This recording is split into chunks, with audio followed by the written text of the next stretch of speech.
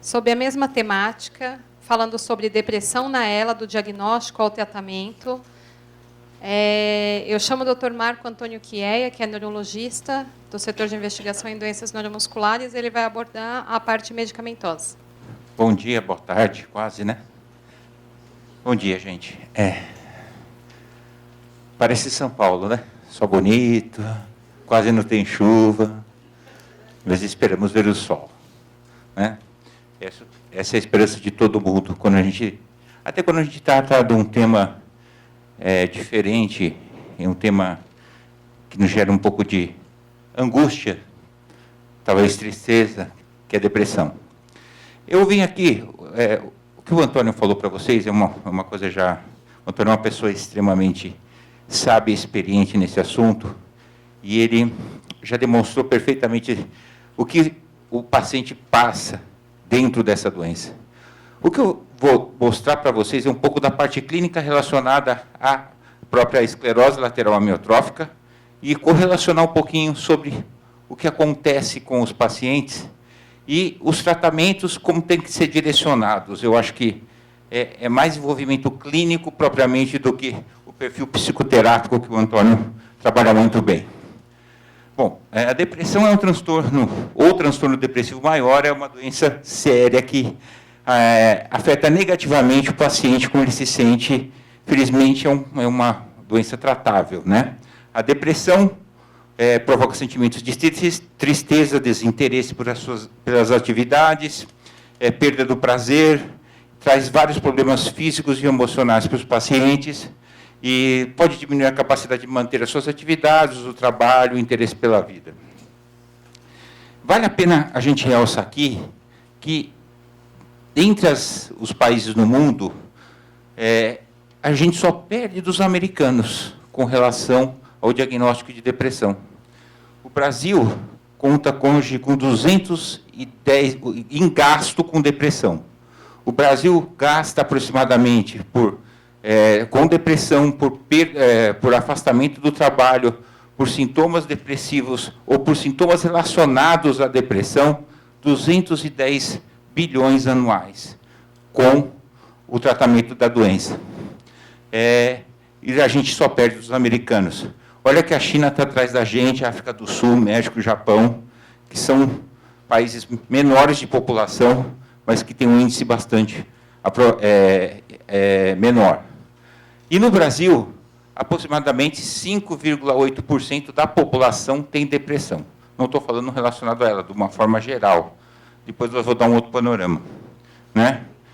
Numa população que tem esse tipo de doença, nós temos causas que podem levar à depressão e temos os sinais primordiais, que o Antônio já falou aqui, mas vou falar um pouquinho de novo, que os sintomas, as causas relacionadas à depressão, que podem levar à depressão, são problemas de saúde, eventos traumáticos, questões familiares e financeiras, problemas vividos pelas pessoas, fatores físicos, como a esclerose lateral, uma doença grave, o envelhecimento, o abuso de álcool, drogas, e os sinais que a pessoa está deprimida, e diferenciar muito da tristeza, são pensamentos suicidas, uma culpa excessiva, uma falta de energia, concentração, ou alteração de peso não intencional, dormir muito ou perder o sono, e falta de interesse e prazer pela vida,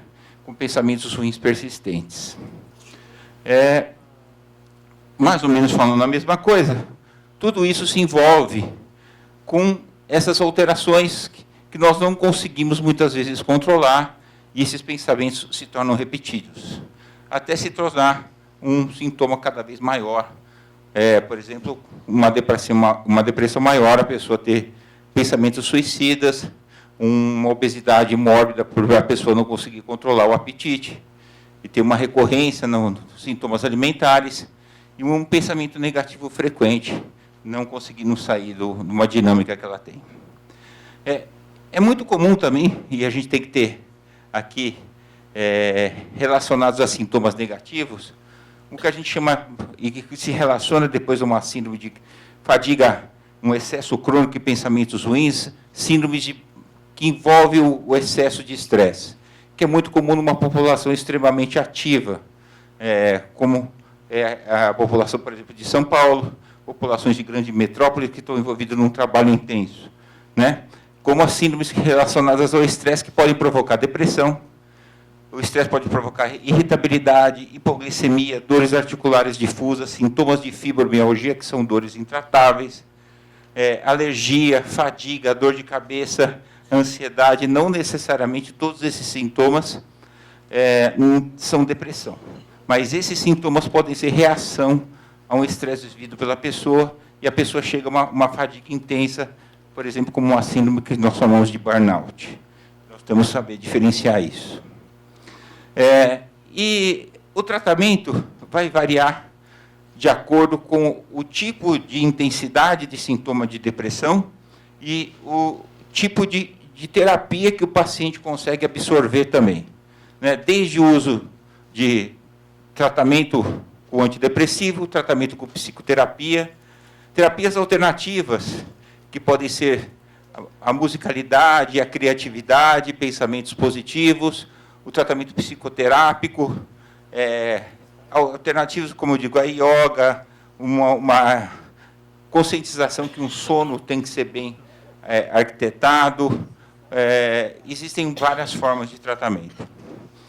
Os tipos de tratamento, normalmente de depressão, a gente segue uma linha. Quando a depressão é uma depressão maior, ela necessita de tratamento medicamentoso, e em casos graves, até eletroconvulsoterapia. E quando é uma depressão leve e um transtorno de ajustamento, normalmente a psicoterapia é uma linha mais comum de tratamento, que pode ser ajustada, pode ser alicerçada também com drogas para a depressão. Como eu falei aqui, a depressão ela pode ser envolvida com múltiplas doenças, mas se a gente ver a prevalência das doenças aqui na população em 2030, uma previsão das doenças aqui no Brasil, nós temos, em 2030, transtornos depressivos unipolares são previstos a corresponder a 6,2% da população, das doenças da população, enquanto o diabetes mellitus 2,3%, a AIDS 2,5%, e outras alterações, como alteração de infecções respiratórias, doenças pulmonares crônicas, doenças cerebrovasculares, até acidentes de carro. Quer dizer, a depressão, não há previsão em 2030, ultrapassando todas as outras doenças como uma doença importante aqui na população. E nós temos que mexer, na verdade, quando o tratamento exige uma forma medicamentosa, nós temos que mexer basicamente com 3 tipos de receptores, que são os receptores de dopamina, noradrenalina e serotonina. Esses 3 receptores estão relacionados a alguns sintomas positivos. Por exemplo, a dopamina ao prazer, a recompensa e a motivação, a noradrenalina, a concentração, o estado de alerta e energia, a serotonina, a memória, as compulsões e as obsessões. Na verdade, se nós utilizarmos as drogas que, na verdade, misturam os duais, que ativam esses receptores e controlam, nós estaremos tratando esses sintomas de forma positiva. Quando você tem um estado de depressão, e eu estou falando isso de uma forma geral, porque a gente prega muito isso também na esclerose lateral amiotrófica, você tem uma fase de normalidade, e aí começam os sintomas, e você começa com a síndrome depressiva, e você tem a fase de tratamento, que normalmente dura de 6 a 12 semanas para resposta de tratamento, quando você introduz uma droga, por exemplo, uma droga antidepressiva. E tem uma fase de recuperação, que vão até os 9 meses e continuação desse tratamento. E aí muitas pessoas, nessa fase de continuação, elas param de se tratar. Esse é um grande problema, porque a manutenção normalmente é de 1 ano a mais para não ocorrer a recorrência dos sintomas depressivos. Por isso, quando nós tomamos, eu não quero ficar dependente de uma droga, na verdade, você não deve ficar sem a droga para não recair no sintoma depressivo. As drogas utilizadas, que são utilizadas para depressão, em qualquer forma de doença, nós temos os antidepressivos tricíclicos, que nós utilizamos até como fator secundário, a amitriptilina, a clorimipramina, a imipramina e a nortriptilina. As dosagens normalmente de 25 miligramas, podendo chegar, no caso, até 250 a 300 miligramas. Os inibidores seletivos da recaptação da serotonina, o citalopram, o escitalopram, a fluoxetina, a fluvoxamina, a paroxetina e a sertralina. Todos eles a gente pode utilizar de acordo com a característica pessoal de cada paciente, mas todos são utilizados. Podemos utilizar os inibidores da recaptação da dopamina e noradrenalina, como mostrei naquele quadro, que nós queremos atuar mais naqueles sintomas. A bupropiona é o grande representante desse tipo de antidepressivo. Os inibidores da recaptação da serotonina e noradrenalina, a desvenlafaxina, a duloxetina e a venlafaxina. As mulheres não gostam muito desse antidepressivo, porque vem lá faxina todo dia, é difícil, tem que trabalhar, vem lá faxina, é difícil. O modulador da serotonina, que induz bastante o sono, tem a trazodona, que a gente utiliza para somar o efeito sono, e a mitarzapina, que é um tetracíclico com 15 miligramas, também utilizado para somar o fator sono ao fator antidepressivo. E temos o inibidor da boroaminoxidase, que é a trinacinilpropina, que uso de 10 miligramas para o tratamento. É o inibidor da monoaminoxidase. O tratamento não medicamentoso consiste em uma psicoterapia bem feita, um suporte familiar, pode participar de terapias e atividades físicas ou terapia ocupacional, a religião e, nos casos graves, com risco de morte, a eletroconvulsoterapia, como já citou aqui o Antônio, a religião é a espiritualidade, no caso dos pacientes. Quando falamos exclusivamente de esclerose lateral amiotrófica e doenças do neurônio motor, nós começamos a pensar, e o paciente tem na vista, quando ele chega a nós, o paciente hoje já chega com a seguinte informação: a minha expectativa de vida. A gente sabe que temos nós sabemos, hoje a gente não pode mais avaliar a expectativa de vida de um paciente com esclerose lateral amiotrófica de uma forma... a gente chega ao paciente e fala assim: doutor, quanto tempo eu tenho de vida? E, na verdade, eu posso falar para o paciente: eu mal fiz o seu diagnóstico ainda.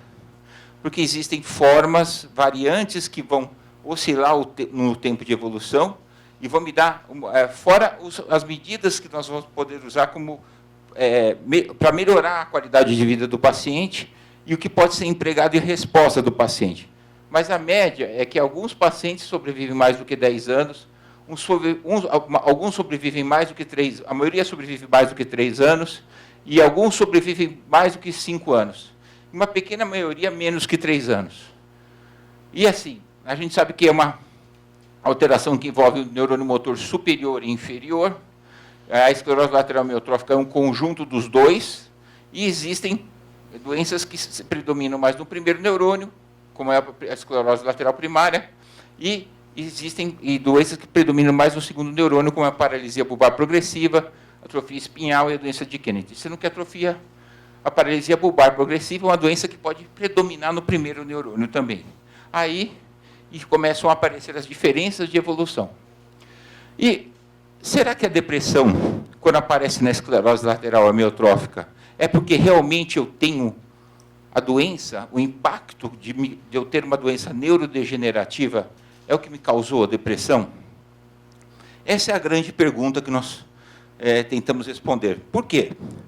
Porque não é incomum nós sabermos que existe o ambiente, existe a exposição ambiental como fator diferencial na evolução e no aparecimento da esclerose lateral amiotrófica.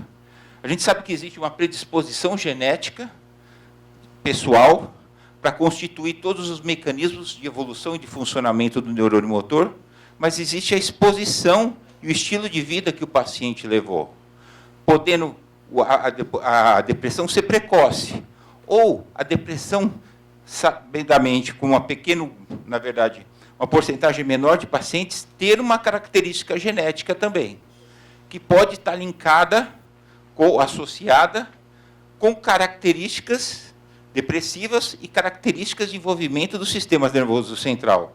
Será que isso é verdade? Será que uma predisposição que existe desde o nascimento não pode ser um fator de risco ambiental ou genético para o desenvolvimento de esclerose lateral amiotrófica ou algumas formas? Isso a gente tem visto, isso a gente tem conseguido explicar em alguns casos.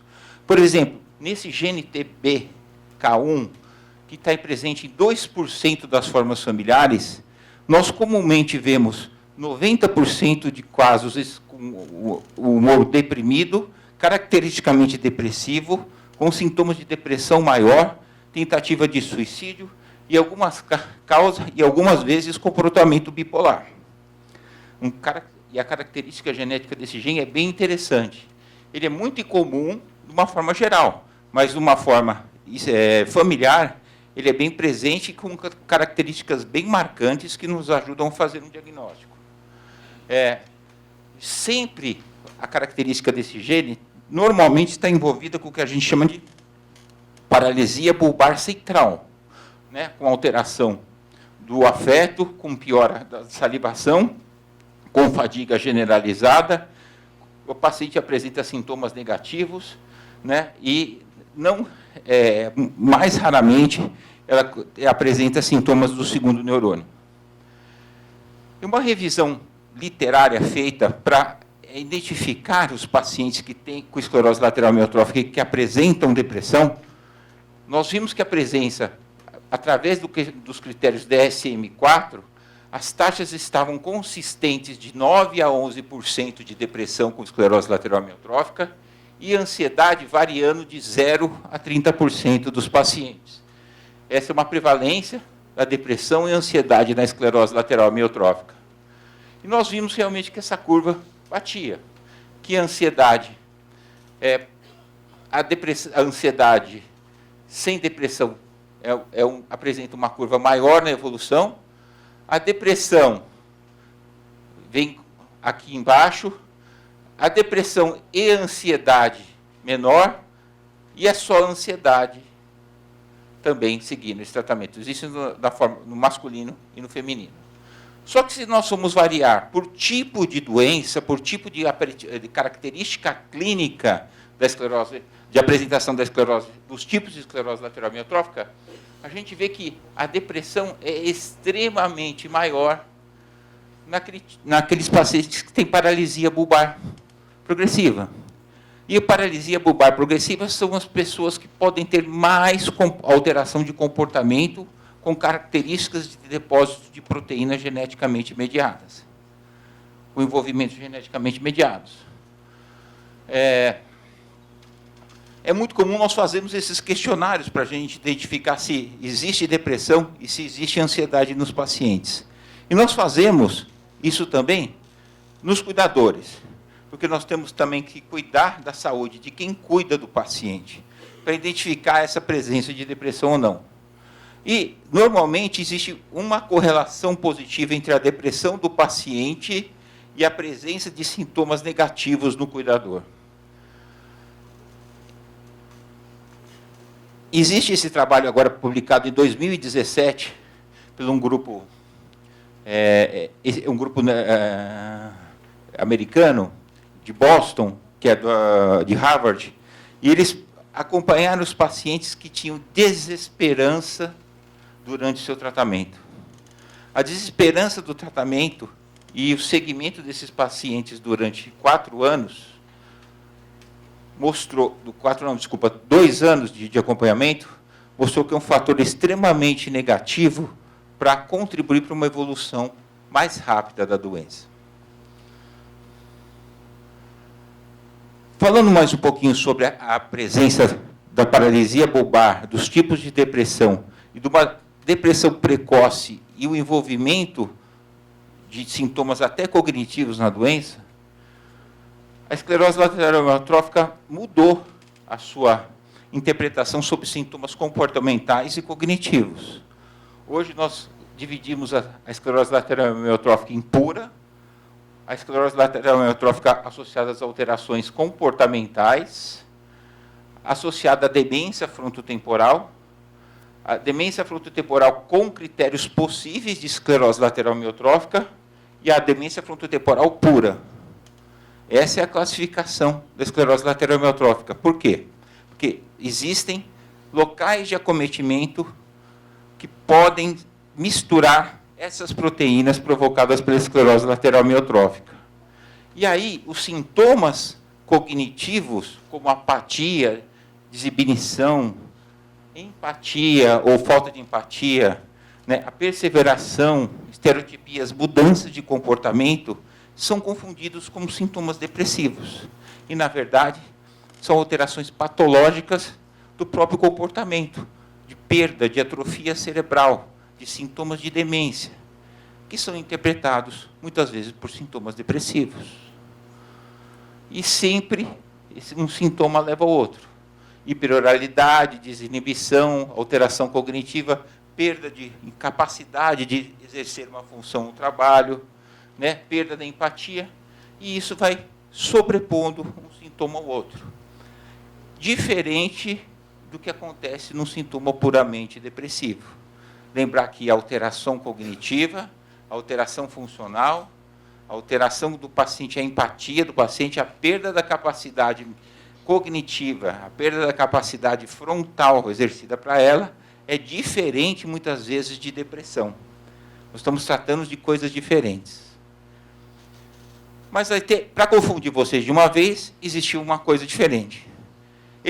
Os pesquisadores da Itália, do Piemonte, nenhum estava com coronavírus naquela época, eles chegaram e fizeram o seguinte trabalho. Vamos observar 318 pacientes. 40 pacientes, que representa 12,8%, eles tinham um diagnóstico de depressão. Desses, 318 pacientes matriculados, 40 haviam um diagnóstico de depressão. Nesse grupo dos 40, 29, que representava 72% dos 0,5 pacientes, desenvolveram comprometimento cognitivo na evolução da doença esclerose lateral amiotrófica. Quem tinha depressão antes, desenvolveu alteração cognitiva depois, na evolução da doença. Quer dizer, parece um sintoma prodrômico da doença. E os que não tinham de envolvimento depressão antes, eles desenvolviam menos a doença. Dos outros restantes, 87% que não tinham diagnóstico de depressão, 83% desenvolveram sintoma cognitivo. Uma diferença que é significativa em relação um ao outro. Quer dizer que a prevalência da depressão, o sintoma prodrômico, o que acontece, a predisposição genética, o ambiente que está envolvido com a doença, parece que é um sintoma significativo para a própria evolução cognitiva do paciente numa fase posterior. Daí, a importância, né, da depressão, e aí constatando que realmente a depressão na esclerose lateral amiotrófica, ela deve ser tratada precocemente com drogas antidepressivas e seguir aquela escala de tratamento prolongado, né, e ter que ser feita uma intervenção precoce naquela escala que eu falei para vocês, uma intervenção leve, uma intervenção psicoterápica, uma intervenção com drogas, e utilizar sempre o apoio de uma equipe multidisciplinar de forma precoce, para evitar que os avanços e os estágios se desenvolvam, para evitar uma alteração cognitiva, que veio de uma fase de depressão, progride para outra fase de alteração de cognição e uma perda de capacidade cognitiva progressiva. É importante o tratamento precoce desses pacientes. Todas essas mudanças de fase, como o uso da gastrostomia percutânea, uso como o Antônio falou, uso da ventilação assistida, uso de uma muleta, a fase final dos sintomas, todos os sintomas em que a gente perde uma funcionalidade, são passíveis de intervenção seja com uma medida psicoterápica, seja com uma medida de apoio, seja com uma medida de acolhimento, ou, no caso, de aumento de uma droga antidepressiva, conforme a reação de um paciente. Aqui tem alguns trials importantes, que saiu, por exemplo, no European Journal of Neurology, o tratamento da depressão e ansiedade, através de terapias mentais, seja relaxamento, seja concentração, seja meditação, mostrando um background de efetividade. E alguns trials randomizados têm sido propostos com algum sucesso nesses pacientes para tratar os sintomas depressivos e ansiedade. E falando, por último, falando aqui, será que é possível viver muito tempo com essa doença? Será que é muito tempo viver? A gente é capaz de viver com o nosso déficit muito tempo? Ou será que é capaz a gente aceitar os nossos déficits e progredir, e produzir, e gerar a cada dia? Exemplos a gente tem.